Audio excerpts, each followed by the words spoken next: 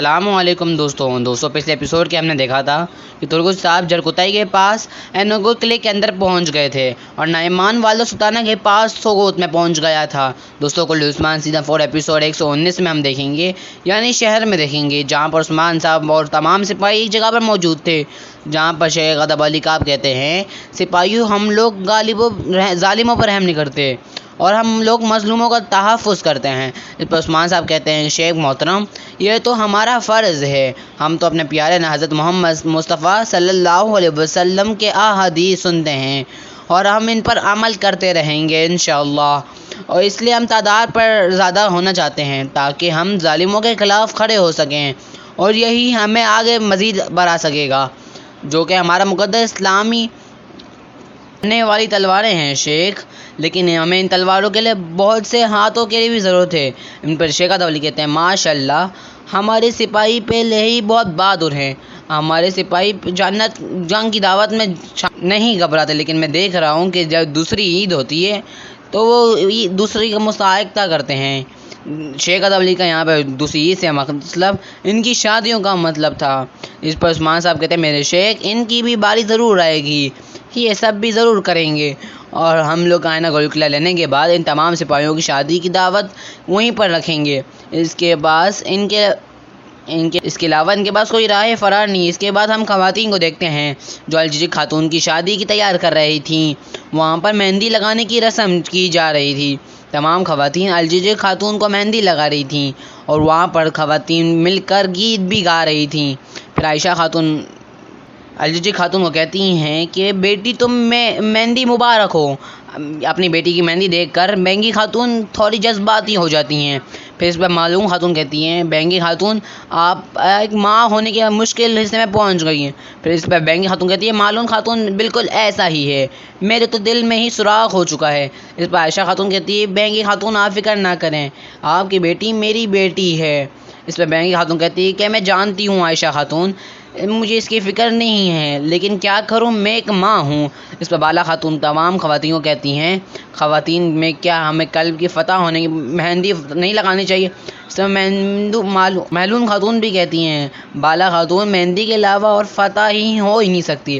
اس کے بعد تمام خواتین کھاری ہو جاتی ہیں اور بالا خاتون اپنے ہاتھ اٹھاتے ہوئے کہتی ہیں تمام ہی خواتین مردوں کی بات ہیں، شہادت ہمارا نفس اور ہمارا خون ہمارا غذا ہے، اور اگر آپ بھی شربت کے پیاسے ہیں تو آپ لوگوں کو بھی شہادت کا شربت پینا چاہیے۔ باجیان ہم لوگ شہادت کے لڑتے ہیں۔ پھر تمام خواتین بسم اللہ پڑھ کر اپنے اپنے ہاتھ پر مہندی لگا لیتی ہیں۔ اس کے بعد ہم صبح کے وقت دیکھیں گے، جہاں پر ہم دیکھیں گے عثمان صاحب اینوگو گول قلعہ پر حملہ کرنے کے پہلے اپنے تمام سپاہیوں کے ساتھ فجر کی نماز ادا کرے، اور تمام ہی سپاہی عثمان امامت کرا رہے تھے۔ سلام پھیرنے کے بعد اللہ کی ہمیں عثمان صاحب ہاتھ اٹھا لیتے ہیں اور کہتے ہیں کہ ہمیں شہادت کا شرف حاصل ہوا اور آج ہم جنگ کے لیے نکلے، اس لیے ہم اللہ کا شکر کرتے ہیں۔ اے اللہ ہمیں فتح حاصل کر اور ہمیں اسلام کے لیے نئی زمینوں کو فتح فرما، جو ہمارا ہے اسے حاصل کیے بغیر اس پہ پیچھے ہٹنا حرام ہے۔ اس پر تمام سپاہی اس حلف اٹھاتے ہیں کہ اے اللہ ہمارے دعاؤں کو قبول فرما۔ اس کے بعد ہم یعنی شہر میں عثمان کو دیکھیں گے اور اپنے سپاہیوں کو کہتا ہے سپاہی اینوگو قلعے کی فتح قریب آ چکی ہے، لیکن آپ ہماری یہاں پر شہر کی حفاظت کرنا ہے جب تک کہ عثمان صاحب واپس نہیں آ جاتے، ہر کوئی اپنا فرض پورا کرے گا۔ اس پر ایک سپاہی کہتا ہے اوران کو کہتا ہے اوران صاحب ہم نے ہر جگہ ہی سپاہیوں کی تعداد میں اضافہ کر لیا۔ اس پر اوران کہتے ہیں بہت خوب، اب ہر کب اپنے فرض پر فائز رہے گا۔ پھر علاؤالدین اوران کو پوچھتا ہے بھائی جان آپ کو کیا لگتا ہے کیا ہم لوگ اینوگو گول قلعہ فتح کر پائیں گے؟ دوسری طرف اینوگو گول قلعے اور ترگس صاحب کو دیکھیں گے۔ ترگس صاحب اپنے سپاہیوں کے ساتھ اینوگو گول قلعے کے اندر موجود تھے، وہ نقشے کے ذریعے سب کو بتاتے ہیں کہ یہ حصہ اینوگو گول قلعہ سب سے کمزور حصہ ہے، عثمان صاحب اور باقی سپاہی اسی جگہ سے اندر داخل ہوں گے۔ پھر ترگس صاحب اپنے سپاہیوں کو کہتے ہیں سپاہیوں آپ لوگ سب دروازوں کو بھیج دو گے اور تمام خواتین بھی وہیں پر موجود ہوں گی، اور جب تم لوگ تمام سپاہیوں کو لڑ رہے ہوگے اس وقت جرکوتائی دروازہ کھول دے گا۔ اس پر الگن خاتون کہتی ہے ترگس صاحب آپ فکر نہ کریں، کافر بہت آسانی سے پھنس جائیں گے کیونکہ میں رائے بحرینی ہوں اور میں ہر جگہ جا سکتی ہوں، اور یہاں پہ کوئی ایسا نہیں ہے جو مجھ پر شک کرے۔ اس پر ترگس صاحب کہتے ہیں الکن خاتون میں سمجھ گیا ہوں، اولوف کو تم پر بالکل بھروسہ ہے، آپ اور جرکوتائی کفاروں کے درمیان کافی عرصے تک موجود ہے، اور اگر اللہ نے چاہا تو اینوگول قلعے میں دوبارہ کئی جھنڈے لہرا رہے ہوں گے، لیکن اس میں آپ سب کا کردار بھی بہت اہم ہے۔ اس پر الکن خاتون عمر کا کہتی ہے ترگس صاحب میرے لیے تو بہت آسان ہی تھا، لیکن اگر میں نہ ہوتی تو جرکوتائی پکڑا ہی جاتا۔ اس پر جرکوتائی کہتا ہے الکن خاتون تم میرے بارے میں نہ ہی کرو، اچھا ہے، کیونکہ ترگس صاحب میرے بارے میں اچھی طرح جانتے ہیں۔ اس پر ترگس صاحب کہتے ہیں جرکوتائی میں جانتا ہوں کہ جرکوتائی نہیں پکڑا جاتا۔ پھر الکن خاتون کہتے ہیں الکن خاتون آپ نے کبھی نہیں سوچا ہوگا۔ اس پر ترگس صاحب کہتی ہیں ترگس صاحب میں نے کیا نہیں سوچا ہوگا، یعنی کہ میں سوچ تو رہی ہوں، مجھے کیا سوچنا ہے۔ اس پر ترگس صاحب کہتے ہیں کہ آپ نے باجان ہونے کا نہیں سوچا۔ اس پر الکن خاتون کے انشاءاللہ ترگس صاحب پہلے ہم یہ قلعہ حاصل کر لیں، اس کے بعد ہم جنگل کو بائندر کو کہتے ہیں۔ حسین ایک جگہ پر نقشہ پکڑتے ہوئے کھڑا ہوتا اور بائندر بار بار ایک ہی نقشے کو غور سے دیکھ رہا تھا۔ یہ دیکھتے ہوئے اس میں حسین کہتا ہے کہ بائندر صاحب اینوگول قلعے میں ہماری لڑائی ہی نہیں ہے، لیکن آپ منصوبہ بندہ کیوں کر رہے ہیں؟ بائندر ڈانٹتے ہوئے کہتا ہے بائندر تم حسین بے وقوف ہو، دراصل میں یہ منصوبہ بندی کے تحت کر رہا ہوں۔ جو نشے دکھاتے ہوئے کہتے ہیں یہ وہ دروازہ ہے جہاں سے وہ لوگ تجارت کرتے ہیں، اور یہاں پہ بہت سے لوگ موجود ہیں، اور اسی جگہ کو اچھی طرح یاد کرنا ہے حسین، یہاں ہم جنگ کی نہیں، یہاں سے بھاگنے کی تیاری کر رہا ہوں، عثمان سے لے کر اسمیان سلطانہ تک، یہاں تک کہ ہم نے اولوف کے ساتھ کام کیا ہے۔ اگر وقت نے ہمارا ساتھ نہ دیا تو ہم کسی کے وقت بھاگنے کی ضرورت پڑ سکتی ہے۔ بائندر کو کہتا ہے بائندر صاحب میں آپ کی جان بچانے کے لیے قربان کر دوں گا۔ بائندر کہتا ہے حسین میدان جنگ میں ہی پتہ چلے گا کہ تمہاری بات کتنی سچ ہے اور کتنی جھوٹ ہے۔ دوسری بار ہم جنگل میں خواتین کو دیکھیں گے، وہ بھی اعلان کرتی ہیں کہ اب وقت آ چکا ہے، وہ کہتی ہیں کہ اینوگول قلعے کے لیے آج تلواریں اٹھائی جائیں گی۔ پھر ملعون خاتون کہتی ہے کہ ظالموں کے سر کاٹنے کا بغیر ہم واپس نہیں آئیں گے۔ بالا خاتون بینگی خاتون کو کہتی ہے بینگی خاتون کیا آپ جنگ کے لیے تیار ہیں؟ اس پر بینگی خاتون کہتی ہے بالا خاتون جب تک میں نے اپنے بھائی کو دفنایا اس وقت سے مجھے سکون نہیں ملا، اس لیے اب مجھے انتقام کا وقت مل چکا ہے، بس اب اولوف نے جی لیا، اب انتقام اور شادی دونوں کا وقت آ چکا ہے۔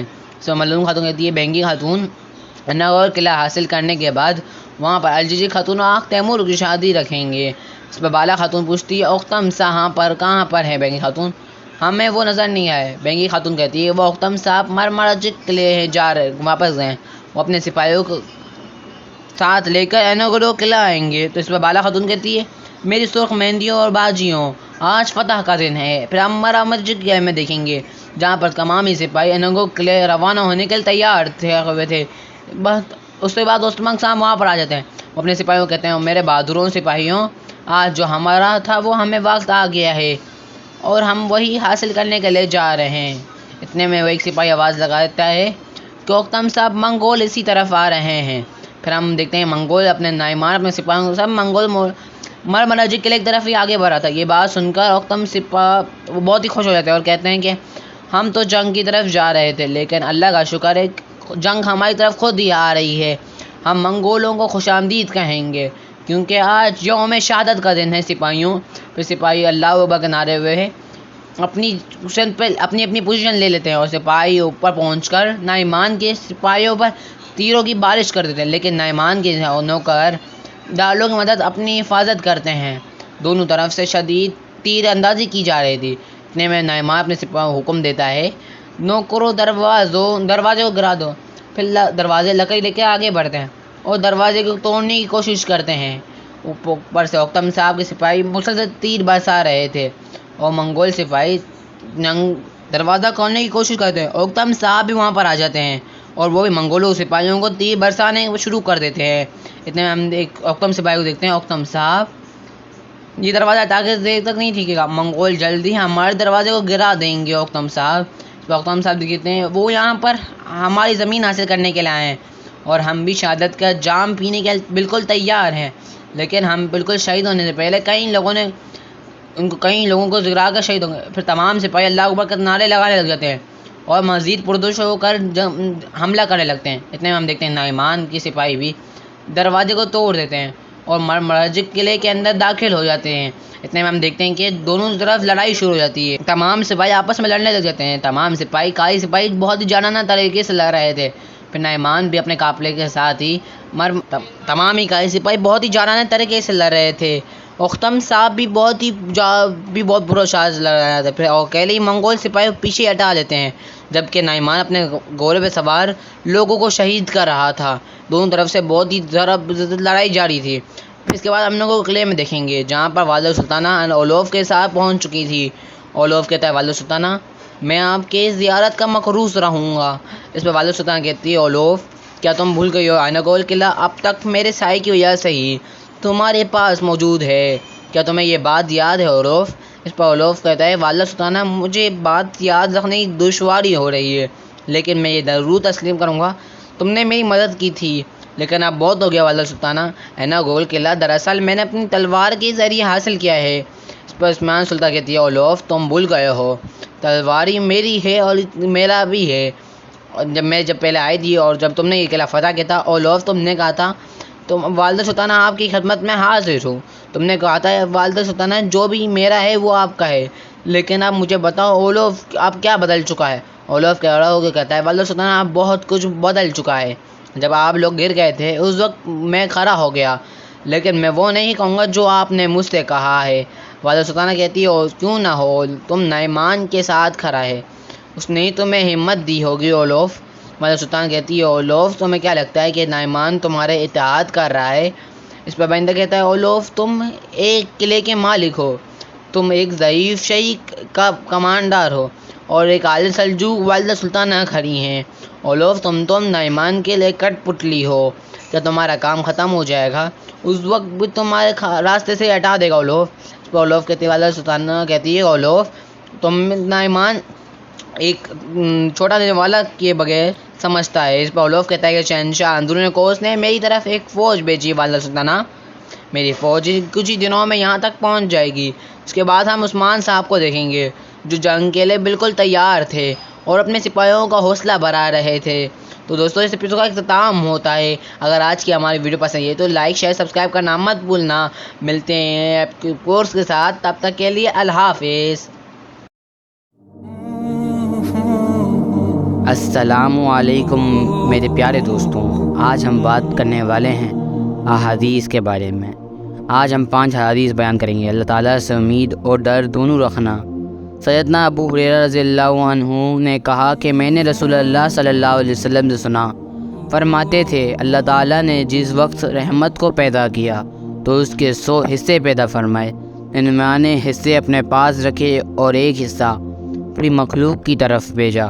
پس اگر کافر لوگ اللہ کے پاس والی تمام رحمت کو جان لیں تو باوجود اپنے کافر اور شرک وغیرہ کے کبھی بھی جنت سے نا امید نہ ہوں، اور اگر مومن اللہ کے یہاں کے تمام عذاب کو جان لیں تو باوجود اپنے عقیدے ایمان سے اور عمل صالح کے دوزخ سے نہ ڈر نہ ہو۔ صحیح بخاری۔ پر اسی کے ساتھ احسان کرنے کی وصیت۔ سیدنا ابو شریح رضی اللہ عنہ روی ہے کہ نبی کریم صلی اللہ علیہ وسلم نے فرمایا اللہ کی قسم وہ مومن نہیں ہے، اللہ کی قسم وہ مومن نہیں ہے، اللہ کی قسم وہ مومن نہیں ہے۔ دریافت کیا گیا کہ یا رسول اللہ وہ کون شخص ہے؟ تو آپ صلی اللہ علیہ وسلم نے فرمایا جس شخص کا پڑوسی اس سے تکلیف اٹھاتا ہو۔ صحیح بخاری۔ تو اب ہم بیان کرنے والے ہیں تیسری احادیث۔ تکلیف یا مشکل کے وقت دعا مانگنا۔ سیدنا ابن عباس رضی اللہ عنہ سے روایت ہے کہ نبی کریم صلی اللہ علیہ وسلم تکلیف کے وقت یہ دعا مانگا کرتے تھے، اللہ کے سوا کوئی معبود نہیں، وہ بڑا تحمل والا ہے، اللہ کے سوا کوئی معبود نہیں ہے، وہ عرش عظیم کا رب ہے، اللہ کے سوا کوئی معبود نہیں ہے، وہ آسمان کا رب ہے اور زمین کا رب ہے اور عرش کریم کا رب ہے۔ صحیح بخاری۔ نمبر 4، جان پہچان ہو یا نہ سب کو سلام کرنا چاہیے۔ سیدنا عبداللہ بن عمر رضی اللہ عنہ سے روایت ہے کہ ایک شخص نے رسول اللہ صلی اللہ علیہ وسلم سے پوچھا کہ اسلام کا کون سا کام بہتر ہے، تو آپ صلی اللہ علیہ وسلم نے فرمایا محتاجوں کو کھانا کھلانا۔ اور جو شخص کو تو جانتا پہچانتا ہو اور جس کو نہ جانتا پہچانتا ہو، غیر سب مسلمانوں کو سلام کرنا۔ صحیح بخاری۔ نمبر 5، جنت اور دوزخ کے حالات۔ نبی کریم صلی اللہ علیہ وسلم نے فرمایا، جب جنتی جنت میں چلے جائیں گے اور دوزخی دوزخ میں چلے جائیں گے تو موت کو لایا جائے گا، یہاں تک کہ وہ جنت اور دوزخ کے درمیان میں لائی جائے گی، پھر اس کو ذبح کر دیا جائے گا۔ پھر ایک منادی کرنے والے آواز لگائیں گے کہ اے اہل جنت، تم کو جنت کے بعد موت نہ آئے گی، اور اے اہل جہنم، تم کو بھی آج کے بعد موت نہیں آئے گی۔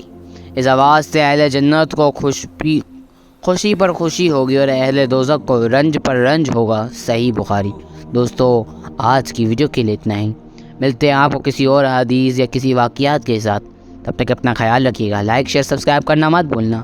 ملتے ہیں اگلی ویڈیو میں، تب تک کے لیے اللہ حافظ۔